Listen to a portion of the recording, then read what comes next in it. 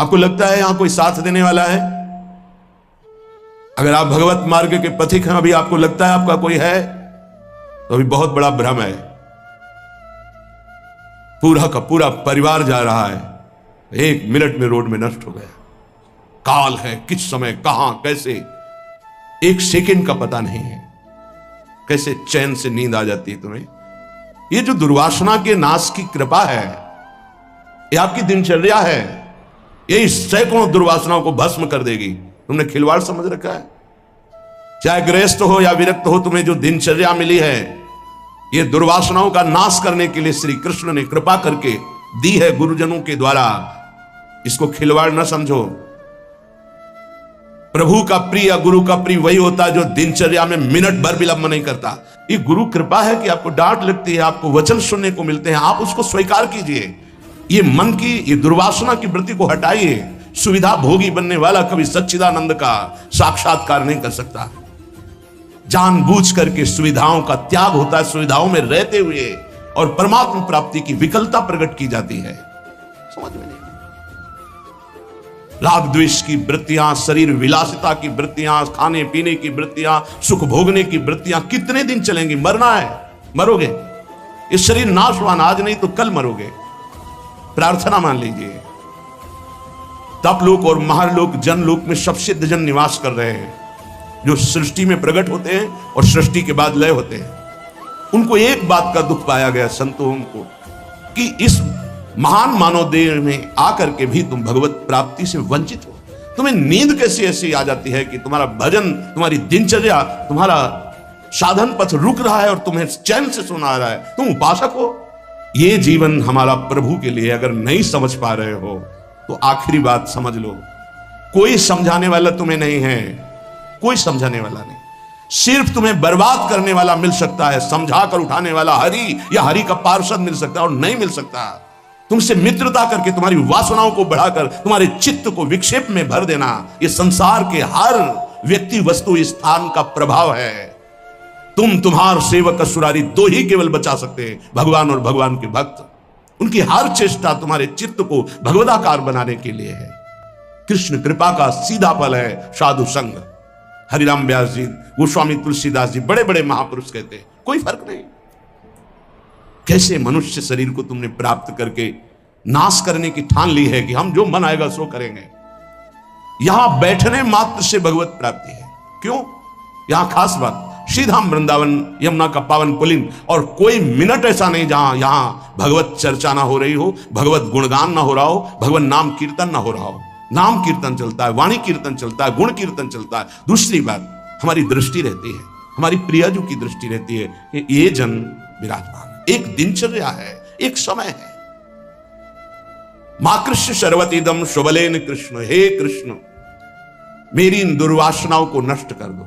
फिर प्रार्थना करता हूं सब उपासक उपासिकाओं से, गृहस्थ विरक्तों से, यदि आप हमारी श्री जी से जुड़े हैं तो आज्ञा पर ध्यान दीजिए। अगर आज्ञा पर ध्यान नहीं देते तो माया तुम पर ध्यान रख देगी, और उसके ध्यान रखने का मतलब है बैठे बैठे जलोगे, जैसे अंगार पर जला जाता है, ऐसे जलोगे। दुर्वासना तुम्हें जला देगी, तुम्हें पता नहीं है। जब अपनी जीवनी शक्ति प्रभु की तरफ लगती है तो हरि गुरु को शीतलता प्राप्त होती है, वो प्रसन्न होते हैं। जब अपनापन करके तुम्हारी जीवनी शक्ति व्यर्थ नष्ट होती है, तब जलन होती है उस अपनेपन के कारण कि तुम समझ नहीं पा रहे हो। ये आज का अभ्यास तुम्हारे लिए कल काल बन जाएगा। गलत अभ्यास तुम्हारे लिए कल ये प्रमाद बन जाएगा। प्रमाद ही मृत्यु है, शास्त्रों में वर्णन है। जो अप्रमादी है, प्रमाद रहित है, वही भगवत तत्व को, जो भगवत तत्व को प्राप्त कर लेता, वही निर्विकार स्थिति में परमानंद में डूबता है। माना हम लड़खड़ा रहे हैं लेकिन चल रहे हैं अपने रास्ते पे, रास्ता ही नहीं। उपासक को इस बात पर सदैव सावधान रहना पड़ेगा। अगर हम अपनी इच्छाओं का मर्दन नहीं कर सके, अपने गुरु की आज्ञा पर नहीं चल सके, अपने शास्त्र आज्ञा पर नहीं चल सके, तो मुझे लगता है कि आगे चल करके आपका जीवन बड़ा संकटपूर्ण रहेगा। संकटपूर्ण, ये विकार आपको रौंद देंगे, इसीलिए विचलित होते हैं कि आप लोग इतने बलवान बनिए कि आक्रमण कब हो जाए, कहां किस वासना का, आप उससे लड़ना जाने। आपके अंदर युक्तियां होनी चाहिए। आप हमारे भगवत पार्षद हैं, श्री जी के जन हैं, आपके अंदर युक्ति होनी चाहिए। गुरु की प्रकट उपस्थिति में युक्तियों की, कलाओं की आपके अंदर वृत्तियां जानी चाहिए कि कभी किसी विकार का आक्रमण हो तो कैसे बचा जाता है, कैसे हमारे को इस माया पर विजय प्राप्त करना है, कैसे विषम परिस्थितियों में अपने चित्त को डूबने ना पाए बचाया जाए, यह संतों से सीखा जाता है। कैसी पार्थिव दृष्टि है कि शरीर सुख के लिए सोना जागना खाना पीना बस यही हम सुख मानते हैं। नहीं भाई, ये सुख तो बहुत जन्म भोग लिए, इस जन्म में एक नियत समय रखिए, एक अल्पाहार की सीमा रखिए, एक भोजन का समय रखिए, एक अपनी दिनचर्या का समय होना चाहिए। ये नहीं आज मनाया 2 बजे पा लिया, फिर मनाया 5 बजे पा लिया, मनाया 3 बजे से 8 बजे रात्रि तक सो रहे, 8 बजे से 4 बजे तक जग रहे। ऐसी दिनचर्या नहीं होती, कभी ऐसी नहीं। दिन बाई चांस कभी कोई सेवा में समय लग गया हो बात अलग है, ऐसी दिनचर्या नहीं होती। पक्का मानिए आपका हित इसी में है कि जो दिनचर्या दी जाए उसका पालन कीजिए। हमारा सत्संग तभी लाभ देगा आपको, हमारा एकांतिक वचन तभी लाभ देगा आपको जब हमारी आप आज्ञा पर चलेंगे। जैसी दिनचर्या बना दी है, ये दिनचर्या जानते हो बड़े बड़े सिद्ध महापुरुष इसी से हुए, दिनचर्या से। 1 मिनट का अंतराय कभी जीवन में नहीं पड़ने दिया अपनी दिनचर्या, वही परिपक्व अवस्था। 12 वर्ष एक दिनचर्या कर लीजिए, आप देखिए आपका क्या स्वभाव बनता है। हाँ 20-20 वर्ष 25-25 वर्ष व्यतीत हो जा रहे हैं, कोई दिव्यता नहीं आ रही। कारण क्या है? खो रहे हैं जीवन को, खो रहे हैं बिल्कुल। कई बार हम चिल्ला चिल्ला कर कहते हैं कि आप समझिए ये जो दिनचर्या है ये भगवान का स्वरूप है, जो गुरु प्रदत्त दिनचर्या है वही तुम्हें ब्रह्मबोध कराएगी, वही भगवत प्रेम कराएगी। नहीं, ये वासना बहुत बलवान है, पता नहीं चलता कि हम निर्वासनिक हो गए कि वासना युक्त है। एक योगी जी आए थे महान, वो अभी गए हैं तप के लिए, जहां बर्फ के भगवान का स्वरूप, हाँ अमरनाथ साहब जैसे ऐसे हो गए। वो बोल रहे थे कि क्या है कि इतनी साधना पर भी वासना, क्या ये प्रारब्ध है? प्रारब्ध से वासना भोग उपस्थित कर सकती, क्रिया नहीं। क्रिया उपासक स्वयं छूट दे करके करता है। कोई भी भोग सामग्री प्रारब्ध से, विश्व की भोग सामग्री आ सकती है पूर्व प्रारब्ध से, लेकिन उसका संयोग आपके अविवेक और विवेक के ऊपर टिका हुआ है। अविवेकी हो तो संयोग करोगे, विवेकी हो तो बचा लो, नहीं तो प्रारब्ध भोगते भोगते पशुता आ जाएगी, दैवी संपत्ति नहीं आएगी। प्रारब्ध का आना हो सकता है, लेकिन प्रारब्ध हमको उस भोग में लिप्त कर दे, ये अज्ञान हो सकता है। ये प्रारब्ध नहीं है कि आप मनमानी आचरण करते रहे, आप मनमानी। कितना दुलार किया जाएगा, कब तक दुलार किया जाएगा? भगवान इतना दुलार करके मानव देह दिए, कहते भगवान कहां है? कैसी विचित्र भगवान की माया है। गोस्वामी श्री तुलसीदास जी महाराज कहते हैं, तू तो पछितई है मन में जी हाथ। अभी समय है, समय है। सबसे बड़ा पछतावा क्या? भगवान का साक्षात्कार नहीं हुआ और शरीर छूट रहा है। ऐसे साक्षात्कार होगा? केवल भगवदाकार वृत्ति से भगवत साक्षात्कार होता है, उसी के लिए सारा प्रयास है। सबसे बड़ा डर क्या? प्रभु का नाम ना छूट जाए, सबसे बड़ा डर। जिसने इस बात को समझ लिया वो जीत गया। सबसे बड़ा पछतावा क्या? बिना प्रभु से मिले जा रहे हैं, यहां से मृत्यु लेख से बिना भगवत साक्षात्कार किए जा रहे, बड़ा पछतावा। सबसे बड़ी भयंकर डरावनी बात है कि प्रभु को भूल गए। का हनुमंत विपत्ति प्रभु सोई। ये 2 बातें कभी जीवन में चिंतन किया इनका? 1 सेकंड के लिए भगवत विस्मरण भी बर्दाश्त नहीं। सबसे बड़ी हानि, सबसे बड़ी विपत्ति, सबसे बड़ा भय भगवत विस्मरण हो जाना। और बड़ा पछतावा कि जा रहे हैं लेकिन प्रभु से आंख नहीं मिला पाए, जीवन व्यर्थ चला गया। सबसे बड़ा मन पछितई है अवसर बीते, दुर्लभ देह पाए हरिपद भज करम बचन अरु जीते। ए सुत बनितादि जान स्वार्थ रत ना करुणे सबीते, अंत ही तो ही तजेंगे पामर तू न तजय बहिते। जानते भी नहीं हो कि पुत्र कौन बनाए, पुत्री कौन बनाए, पत्नी कौन बनाए, पति कौन बनाए। ये बस 40, 50, 60 वर्ष का संयोग। इसके बाद कितना है 40, 50, 60 वर्ष? ब्रह्मलोक में एक सुई लेकर कमल के दल को छेद दो, यहां 1 वर्ष हो गया। अगर 60 बार वहां से छेद दिया तो पूरा जीवन चला गया। कितना समय है? ऐसे ब्रह्मा भी जिससे भयभीत रहते हो, काल चक्र भगवान का है। ऐसे भगवान की प्राप्ति नहीं की तो भटकते रहोगे अनंत योनियों में। तो तू पछितई है मन में जी हाथ। ये प्रक्रिया होती है, पूरा जीवन व्यर्थ चला गया। भयो है सुगम तो को अमर अगम तन समुझि धोकत खोवत अकाथ, तो तू पछितई है मन मींजी हाथ। सुख साधन हरि विमुख वृथा, जैसे श्रम फल घृत हित मथे पाथ। यह विचारी तजी कुपथ कुसंगति, चलि सुपंथ मिली भले साथ। तो तू पछितई है मन मींजी हाथ। ऐ मन, तू पछताएगा बाद में, हाथ मसलेगा, तेरे कुछ कब्जे में नहीं आएगा, हाथ में नहीं आएगा। तुझे देवताओं के लिए भी दुर्लभ मानव देह मिली। भयो है सुगम तो को अमर अगम तन, अमर कहते देवताओं को। देवताओं से भी श्रेष्ठ तेरे कोई मानव देह मिली।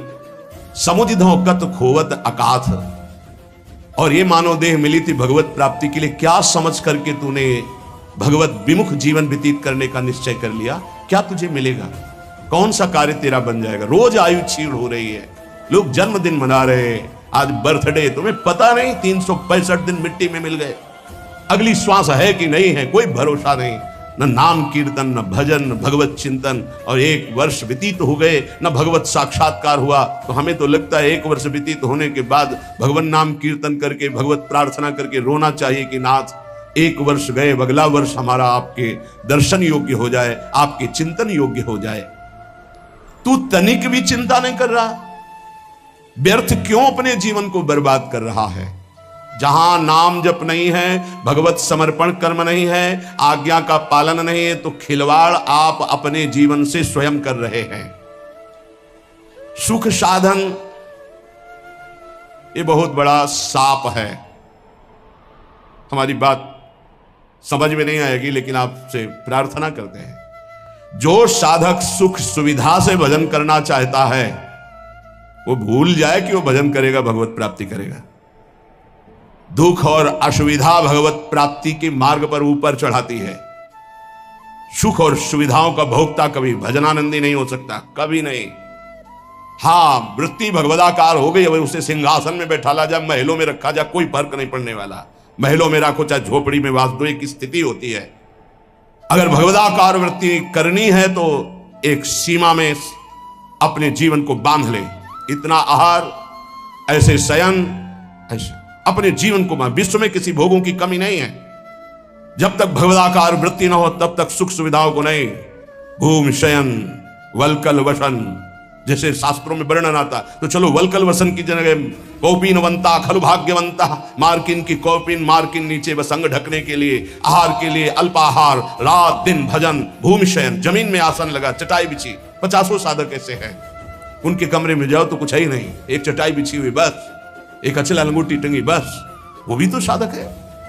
आहार जो श्री जी के द्वारा प्रदान हुआ आकाश वृत्ति से आता है। आकाश वृत्ति परम पवित्र निर्मल, जैसे आकाश का जल निर्मल होता है, ऐसे आकाश वृत्ति जो आ गया उसी से भरण पोषण हो रहा। याचना नहीं, संकेत नहीं, जो प्रारब्धवशात श्री जी की कृपा से आ गया उसको अपने उदर में डाला। राधा राधा राधा, हमारा लक्ष्य है मरना, जीवित मर जाए उलट आप में समाये यह दिलगिरी। ये झांसे में मत पड़ो माया के, ये खा लो, ये पी लो, ये सो लो, ऐसा गद्दा, ऐसी कंबल, ऐसा स्वेटर, ये सुख सुविधाएं अभी नहीं, फिर बाद में जोई जोई प्यारो करे सोई मोई भावे। अभी जो आज्ञा है उसके अनुसार चलेंगे। क्या नहीं देने की चेष्टा की राका बाका जी को ठाकुर जी ने? नहीं चाहिए, आपका दिया हुआ भी नहीं चाहिए, आप चाहिए, सिर्फ आप चाहिए। चलो हमारी वैसी स्थिति नहीं है, तो जितने से हमारे प्राणों का पोषण होता, शरीर निर्वाह होता, बस। कह रहे सुख साधन हरि विमुख, 2 भाव। यदि हरि से विमुख हो तो सुख साधन तुम्हें जलाएंगे, चिंता शोक भय प्रदान करेंगे। दूसरा भाव, ये सुख साधन तुम्हें हरि से विमुख कर देंगे। सुख साधन हरि विमुख, 2 भाव हैं इसके। अगर हरि विमुख हो, सुख साधन है, तो जलते रहोगे, चिंता भय शोक मृत्यु इससे बच नहीं पाओगे। और अगर सुख साधन के भोक्ता हो तो हरि विमुख हो जाओगे, भजन में रुचि नहीं रह जाएगी। ये जीवन जो मिला है सोने के लिए नहीं मिला है, प्रभु प्राप्ति के लिए मिला है। उचित नेता, उचित शयन। ये भेड़िए की तरह बच्चों को डराने वाले विकार होते हैं, भगवत मार्ग के पथिकों को नहीं। हाँ, हम स्वयं स्वीकार करते इसलिए घुटने टेक देते हैं। अगर स्वयं स्वीकार ना करे तो विश्व ब्रह्मांड में कोई विकार नहीं है कि तुम्हारे को गिरा सके, तुम्हारी पार्षद हो, प्रियाजू के शरणागत हो। जब तुम स्वयं ललचा कर ये खिलौना चाहिए तो मेरी प्रियाजू कृपाल खेल ले जा, जब ऊब जाना तू बताना मेरे से। नहीं भगवत पार्षद को कोई गिरा सके, सीम की चाप सके को तासु बड़ रखवार रमापति जासू। ऐसे खिलवाड़ समझते हो परमार्थ के पथिक हो करके। तुम्हें कोई गिरा सकता है, तुम गिरना चाहते हो इसलिए गिर सकते हो। अगर तुम गिरना ना चाहो तो कोई गिराने की सामर्थ्य नहीं रखता। साधन विषय सेवन जितना है, दोनों अलग अलग मार्ग है। विषय को साधन बना लो, साधन विषय ना बना लो, जीवन नष्ट हो जाएगा। नहीं समझ पा रहे, नहीं समझ पा रहे। गुरुजनों की रुचि देखी जाती है। क्या रुचि? मन मन की रुचि जानी नहीं विधि अनुसार। अनुमति तो सब ले रहे हैं, आज्ञा का पालन कौन कर रहे हैं? आज्ञा एक बार होती है, ऐसे चलो। फिर वो कृपाल होते हैं, अनुमति दे देते हैं, चलो ऐसे चलो। क्या क्या तरीका क्या है? क्या आप अपने सुख सुविधा के द्वारा साधना के मार्ग पर चल सकते हो? खिलवाड़। आज्ञा पर जब चलना है तो परमार्थ का पथ प्रकाशित होना। इतना समझ लीजिए कि प्राण चाहे चले जाए, हम गुरु आज्ञा को उल्लंघन नहीं करेंगे। आप जीत गए। अगर आप ऐसा नहीं करेंगे तो आप परास्त हो जाएंगे। चाहे गृहस्थ मार्ग से परमार्थ में चले, चाहे विरक्त मार्ग से चले, दोनों के लिए वही भगवत प्राप्ति है, पर आज्ञा पालन। सुख साधन हरि विमुख, और हरि विमुख तो वृथा जैसे श्रम फल घृत हित मथे पाथ। पानी को चाहे जितना मथते रहो कभी घी नहीं निकलने वाला। ऐसे ही सुख सुविधा में जो भजन करते हैं उसमें घी नहीं निकलने वाला प्रेम रूपी पानी का मथना है। अगर सुख सुविधा से ही भगवत प्राप्ति होती तो रघुनाथ दास गोस्वामी के पिता और उनके भाई एक राजा महाराजा की तरह वैभव था। जब उनको स्कूल पढ़ने के लिए भेजा जाता था तो 4 साथ में अंग रक्षक और पालकी में बैठ के जाते थे, पूज्य श्री रघुनाथ दास गोस्वामी जी। लेकिन जब महाप्रभु चैतन्य देव के नाम कीर्तन को सुना तो हृदय व्याकुल हो गया कि जीवन का लाभ तो यही है। महाप्रभु ने अनुमति नहीं दी, नहीं तुम अभी पिता के घर में रहो। तो कहा भाग, अब भागे जगन्नाथपुरी गए। महाप्रभु के समय भूख प्यास सब सहते हुए पिता को जब पता चला कि वो नहीं आएंगे तो वैभव भेजने लगे। रसोईया सब सेवक, कोई सेवा स्वीकार नहीं की और जगन्नाथ जी के गेट में खड़े होकर जो भिक्षुकों को मिलता वो पाते। ये हम प्रभु के लिए निकले हैं, प्रभु के लिए हम तड़पे, कभी रोए, कभी कुछ समझ में आवे कि भगवान के लिए, प्रियाजू के लिए आपके हृदय में कुछ है तब तो। नहीं तो हृदय जलता है कि कुछ मतलब नहीं प्रियालाल से, उनकी चाह ही नहीं है तुम्हारे अंदर। तुम्हें है कि तुम भजन बढ़ जाए, प्रियाजू के लिए रोना बढ़ जाए, प्रभु के लिए प्राण समर्पित हो जाए। ए भाई, ये है जीवन का लाभ, ये है साधन सुख हरि विमुख वृथा जैसे श्रम फल घृत हित मथे पाथ। पानी मथरो जीवन भर तो एक बूंद घी नहीं निकलेगा। ऐसे सुख सुविधा का भोगी मानता है कि मैं साधन कर रहा हूं, जीवन में कभी प्रेम घृत या ब्रह्मबोध घी नहीं निकलने वाला। यह विचारी तज कुपथ कुसंगति, चली सुपंथ मिली भले साथ। ऐसा विचार करके ये सुख सुविधा का भोग करना कुपंथ का मार्ग है, ये कुसंगति है।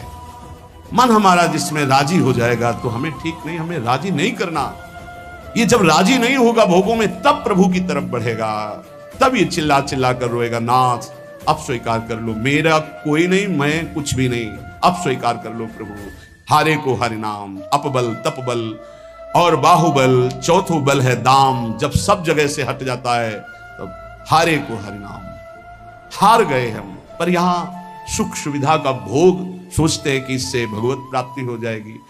यह विचारी तजी कुपथ कुसंगति, बलिहारी है उनको। अर्थ का बल होता है बैंक बैलेंस का, भगवान का भरोसा नहीं रहता, बैंक बैलेंस का भरोसा रहता है। भगवान का भरोसा नहीं रहता, परिवार का भरोसा रहता है। भगवान का भरोसा नहीं रहता, अपनी बुद्धिमानी का भरोसा होता है। ये सब भरोसे आश्रय जब छूट जाते तब भगवान का आश्रय होता है। निराश्रित के आश्रय भगवान, असरण के शरणागति प्रदान करने वाले भगवान। इस बात को समझो, शरणागति लाखों ले लिए, असरण एक भी नहीं हुए तो शरणागति का रंग ही नहीं है। जो असरण हुए वो शरणागति के रंग को प्राप्त हुए। सीधा साधा मार्ग है, सूधो चले आपने धर्म, रसकन सो प्रीतम का है, कब हूं काल व्रतान। गृहस्थ तो क्या हुआ? क्या गृहस्थ भगवत प्राप्ति नहीं कर सकते? शिष्य के द्वारा किया हुआ पाप गुरु को भोगना पड़ता है। क्या समझते हो? यदि गुरु की आज्ञा का उल्लंघन करे तो समाज में गुरु को कह देना चाहिए मैंने तुम्हारा त्याग किया, तो बच जाएगा। अगर स्वीकार करता है तो शिष्य के द्वारा किया हुआ अपराध गुरु को भोगना पड़ता है। सो गुरु घोर नरक मा पड़े।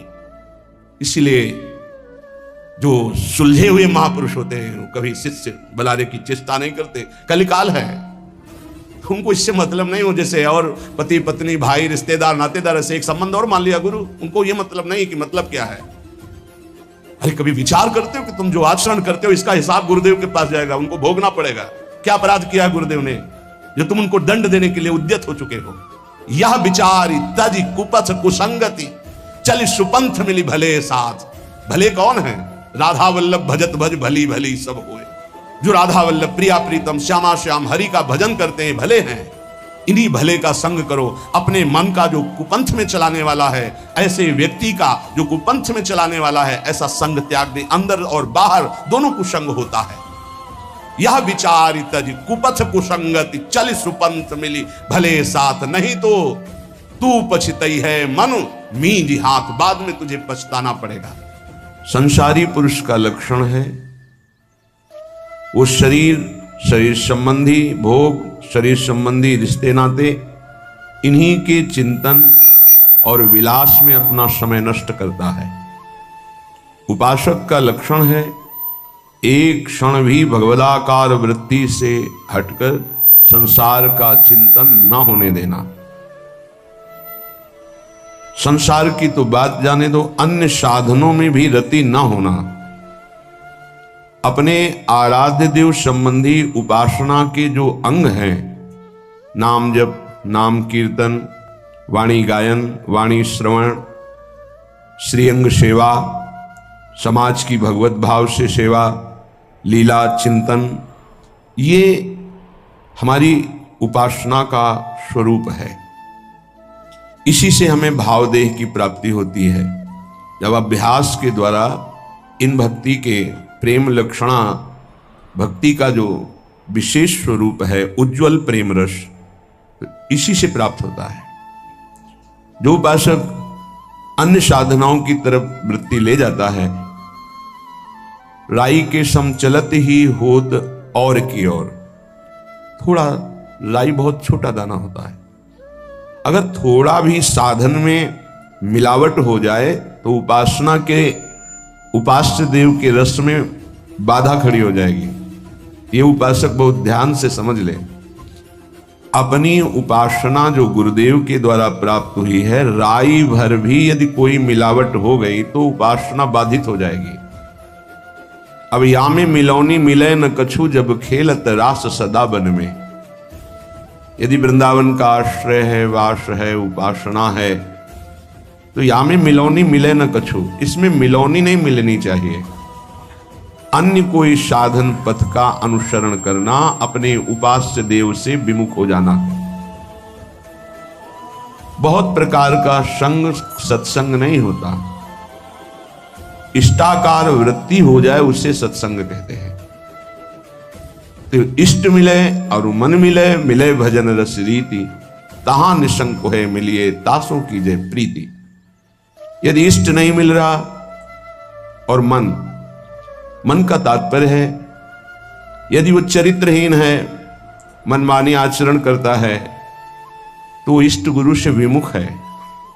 हमारा मन नहीं मिलना चाहिए, ऐसे जनों से नहीं मिलना चाहिए। यद्यपि परम स्नेही, चाहे वो कितना प्रिय संबंधी, रिश्तेदार, नातेदार, मित्र कोई भी हो, जाके प्रिय न राम वैदेही तजिए ताहि कोटि बैरिशम, लाखों बार सुना है, पर क्या आचरण में है? हमारे हृदय में ये बात बैठ जानी चाहिए कि जरा सा कुसंग हमारी उपासना के रंग में बाधा पहुंचा देगा। एक ड्रम दूध हो और एक खटाई की फांक छोड़ दो, सब फट जाएगा।